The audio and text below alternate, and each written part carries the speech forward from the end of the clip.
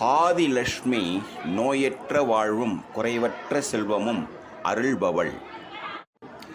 தானியலட்சுமி அனைத்து உணவு தானியங்களையும் தருபவள்.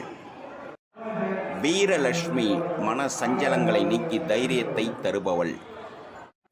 கஜலட்சுமி வாழ்வில் அனைத்து நலன்களையும் வளங்களையும் வாரி வழங்குபவள். சந்தானலட்சுமி வம்சத்தை பெருக்கி அபிவிருத்தி செய்து தருபவள்.